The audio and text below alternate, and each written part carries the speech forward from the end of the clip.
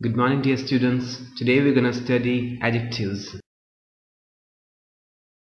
What are adjectives? Well, you've been doing them since you were kids. Adjectives are the words that modify nouns and pronouns. Simple. Adjectives modify what? Nouns and pronouns. Simple. Clear? How? John is handsome. Now what? Handsome is modifying the noun John, and handsome is what here? Adjective. Clear? Now, he is intelligent also. Now, intelligent is modifying what? He. That's a pronoun, isn't that? So, and this is intelligent is adjective. So, adjective is modifying the pronoun. Is this clear to you guys? Pretty easy, isn't it? Now let's talk about the kinds of adjectives. There are so many kinds of adjectives. The first of them is being adjective of quality.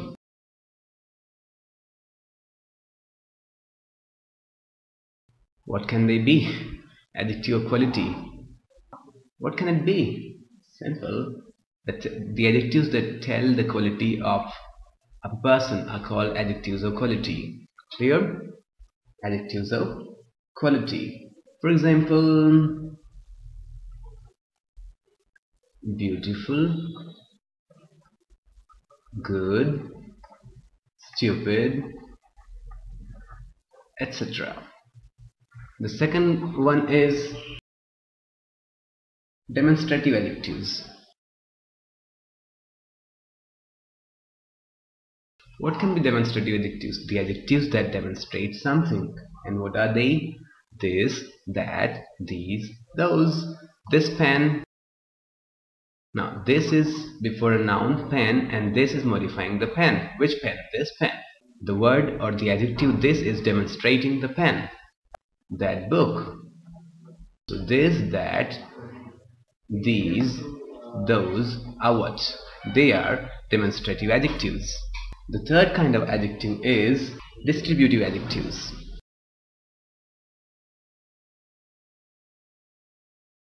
Distributive. What can they be? Each, every, either, neither. Now, each boy is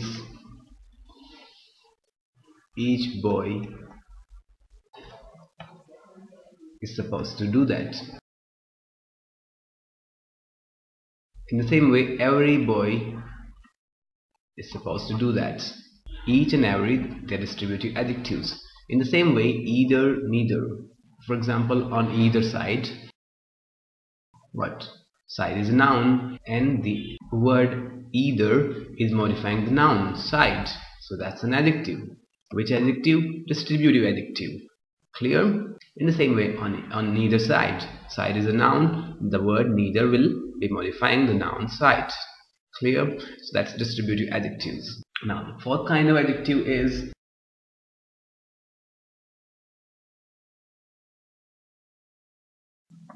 as the name suggests, quantitative adjectives will talk about quantity. They will show quantity of something. For example, some, any, no, few, many, much. They'll talk about quantity. Clear? Now, the fifth one is interrogative adjectives.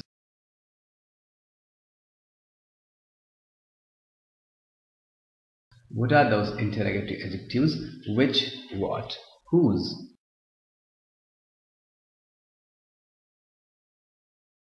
For example, if I say which school do you study in? Which school do you study in? School is the noun, and there is an adjective before this noun, and that adjective is used to ask a question, and so we call it interrogative adjective. Clear? Clear? Which school do you study in? Whose book is this? Now book is a noun for sure, and the word whose comes before the noun book and it modifies it, but it is being used to ask a question. So we call it interrogative adjective. Clear? And the final kind of adjectives is here. Possessive adjective. Possessives. What are they? Of course, your, mine, my, your, my, their, our, his, etc. Clear? Now, some people say they are pronouns, possessive pronouns, but they're not possessive pronouns. Possessive pronouns are, I just want to differentiate between the two. Possessive pronouns are, for example, if I say this pen is yours, or hers, or his, or mine, or theirs, or ours. So this pen is yours, hers, his, mine, theirs, ours. Here, all these pronouns are possessive pronouns. But wait a minute. If I say this is my pen, or this is my, your, our, her, his, their pen. This is my pen, your pen, our pen, her pen, his pen, their pen. Here, the word my, your, our, her, his, their, they occur before a noun. Pen. Clear? They occur before a noun. And so they are modifying the noun pen. They and the words that modify nouns are called adjectives. So my, your, our, her, his, their are adjectives. Now you would say, which adjectives? Well, what is their function? They show possession. My pen means I possess the pen. So possessive adjectives. Clear? This is pretty easy, isn't it? Now let's talk about some more things, some points. You see, we use the same form of adjectives with singulars or plurals. Singulars and plurals. The same form. I can say a beautiful girl and beautiful girls. Clear? So there's no difference between the two adjectives. The form of the adjective has to be the same with singulars and plurals. Clear? It will never change. It does change, but not in English. It changes in French. Clear? If I have to say a nice bike, or I would say nice bikes. We never make them nices or beautifuls. No, never. The form of adjectives never changes. Clear? It has to be the same with singulars and plurals. Clear? But there is one special kind of adjective where the form changes with singular and plural. What is that? Do you remember we did demonstrative pronouns? This pen, but what? These pens. That book, but what? Those books. So this is the this, that, these, those. I mean, this demonstrative adjective is the only adjective that changes with the form of the noun. If the noun is singular, it would be this. If the noun is plural, it would be these. If the noun is singular, it would be that. If the noun is plural, it would be those. It's easy. And this is the only exception. Now, when we talk about adjectives, you know, sooner or later we get down to talking about comparisons, because adjectives do have comparisons. You know, there are 3 degrees of adjectives. So let's talk about the comparisons.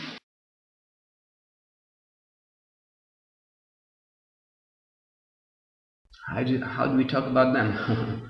There are 3 kinds of degrees, and the first one is positive, the second one is comparative, and the third one is superlative. Positive degree, comparative one, and then superlative. What happens in the positive? The basic form. For example, good, nice, beautiful. In the comparative degree, there is a comparison between 2 people or 2 things. Clear? And in this we can have forms like this: better, nicer, more beautiful. In the superlative degree, you know, there is comparison between more than 2. Clear? And in this we use the words like this: the best, the nicest, the most beautiful. Clear? There are some rules to form comparatives and superlatives, because we do know the basic forms, we do know the positive degrees, like every word, every adjective is a positive degree. Clear? But how to form the comparative and the superlative, there are certain rules. Let's discuss them. Now, do you know what a syllable is? Syllable. Let's talk about syllable, or you will not understand it. So, syllable. Well, as many vowel sounds are there in a word, as many syllables are there. I repeat myself. As many vowel sounds are there in a syllable. As many vowel sounds are there in a word, as many syllables are there. For example, good.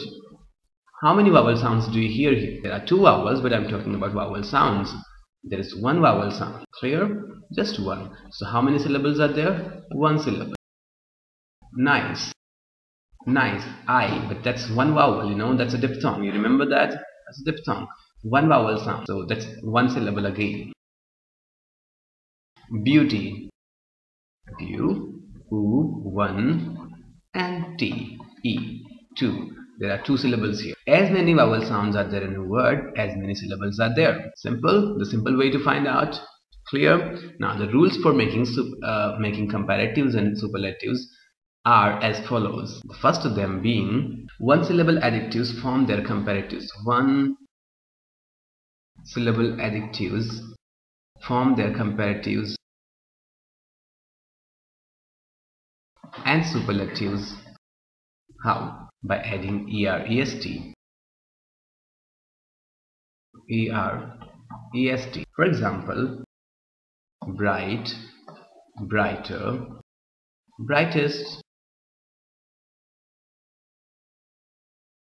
new. It's pretty easy. Clear? So one syllable adjectives means short words form their comparatives and superlatives by adding er-est. Now let's talk about the second rule. And what is that rule? Trisyllabic words. Trisyllabic means if there are three syllables in a word, that word is trisyllabic. Clear? So trisyllabic words form their comparatives and superlatives by putting more and the most before the positive.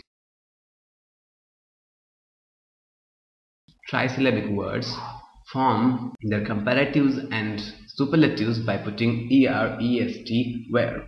Before the positive degree. Sorry, it's more and most. So more and most.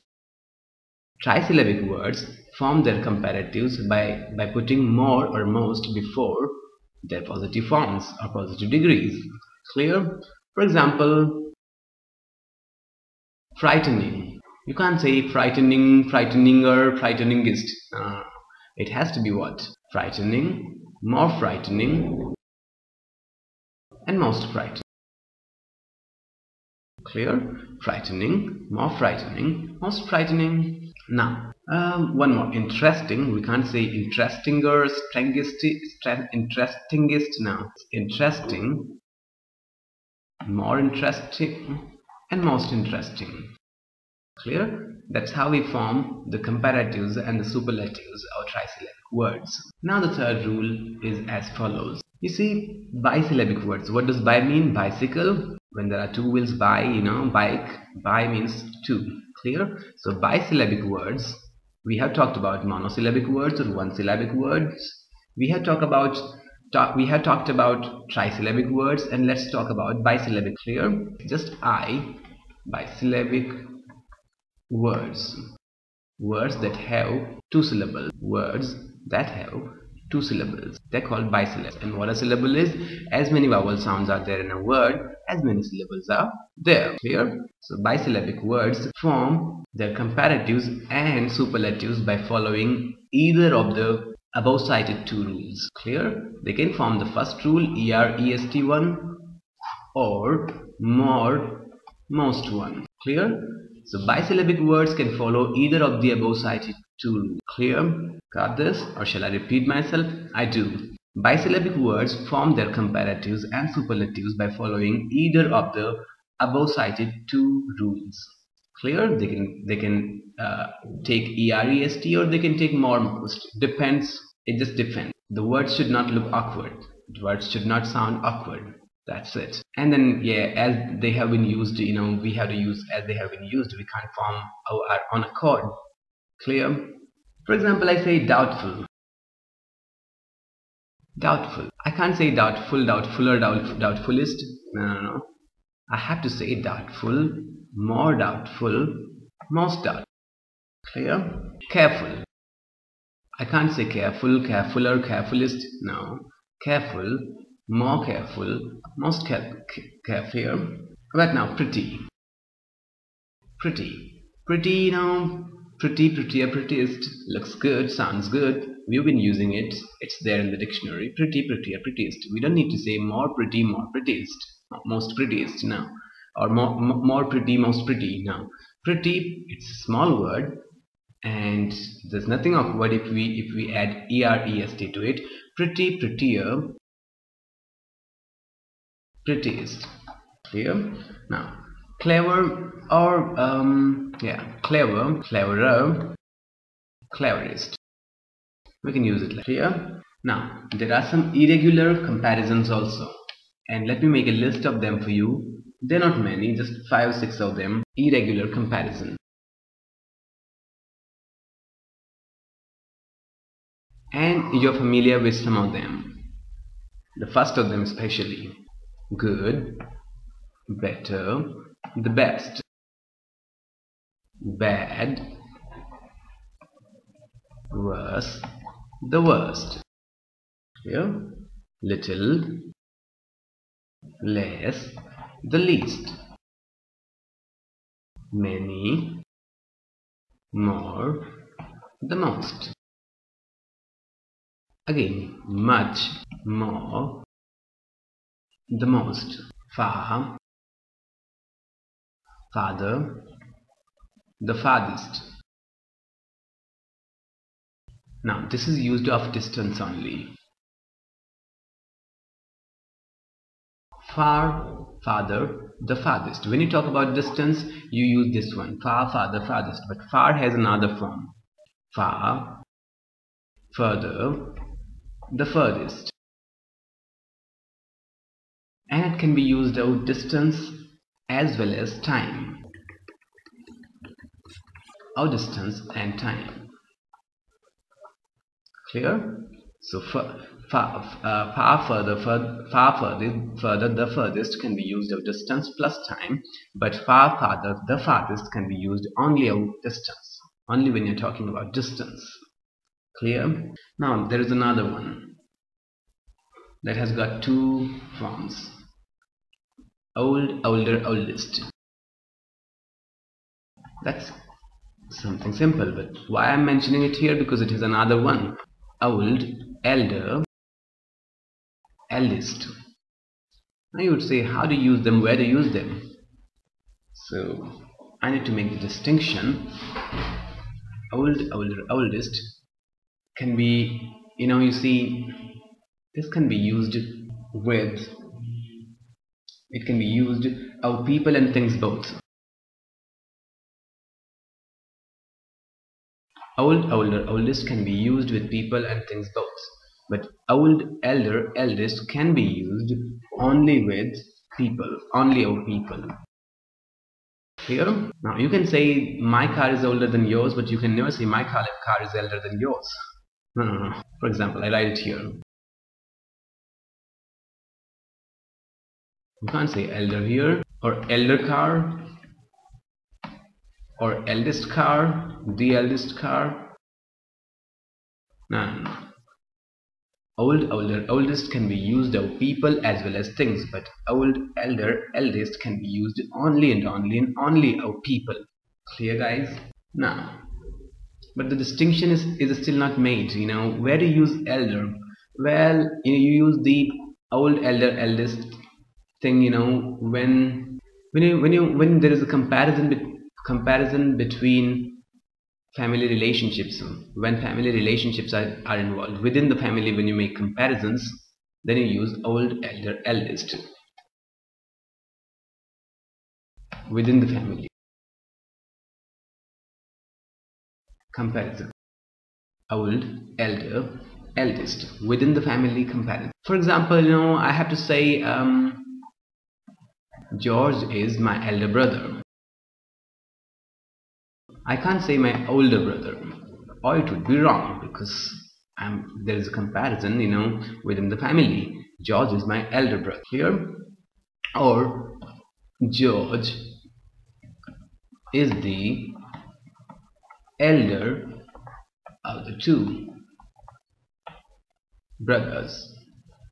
I can't write older here because the comparison is between two brothers of the same family, blood relationships involved. Clear? So I cannot use older here. Now, another example. George is my eldest brother. Eldest is right, but you can't write oldest. As I have already told you, there is a family relationship involved, and you can use the eldest thing, in this, and not the oldest thing. Clear? George is my eldest brother. Is this clear to you? Now look here. But there is a problem with this. George is my brother, as you already know, and I want to say George is elder than me. Then you wouldn't believe it, but elder cannot be used here. Only older can be used. George is my elder brother, fine. There I can use that. George is the elder of the two brothers, fine. George is the eldest of the brothers, fine. But I can't say George is elder than, because there is a rule. Elder can never be followed by then or to. Clear? So even though there is a family relationship involved, you have to use older when you are using the word than after it. George is older than me. Is this clear? I hope it is. Now we'll go ahead. Now I just want to make a few sentences for you to understand these degrees, like constructions with comparisons. Let's talk about constructions with comparisons.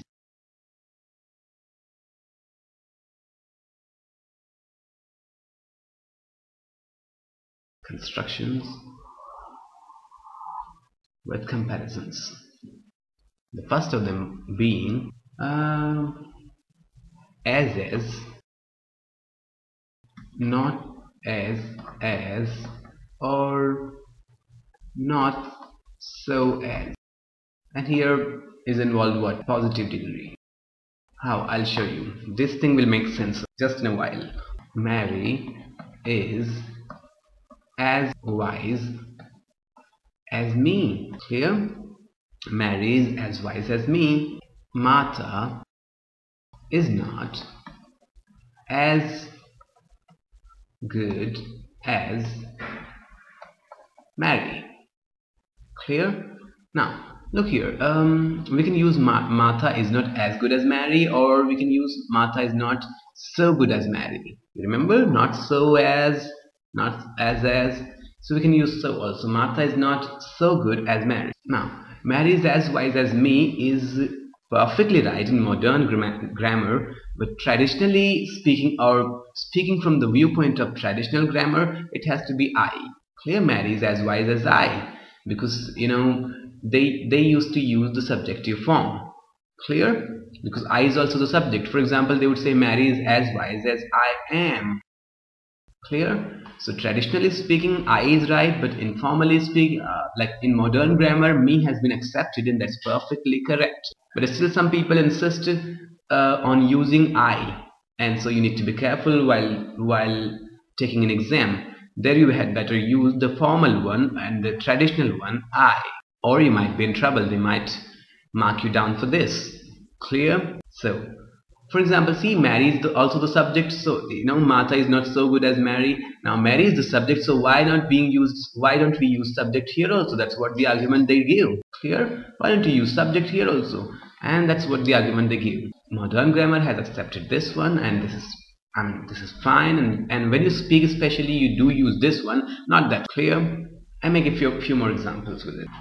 Joseph is not so spiritual as his brother. You understand this construction now? Now you make a lot of examples using this construction, I make one question also. Are you as interested in it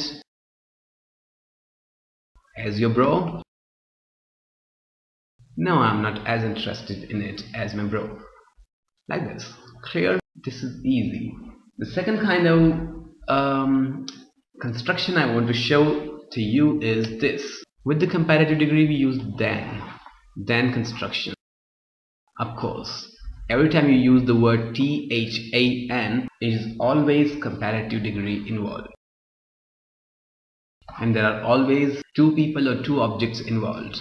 Because comparative degree is what? A comparison between two people or two objects. Clear? For example, he is taller than you.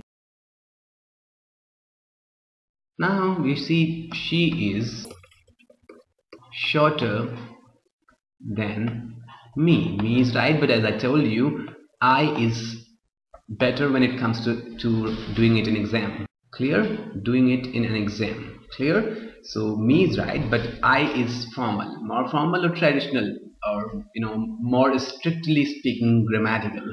Clear? Now I want to give you some more examples. I make fewer mistakes than you do. She drinks less milk than I do. Clear? Well, this time we'll do just this much and we'll continue this topic next time we meet. So bye bye for now. Thank you very much.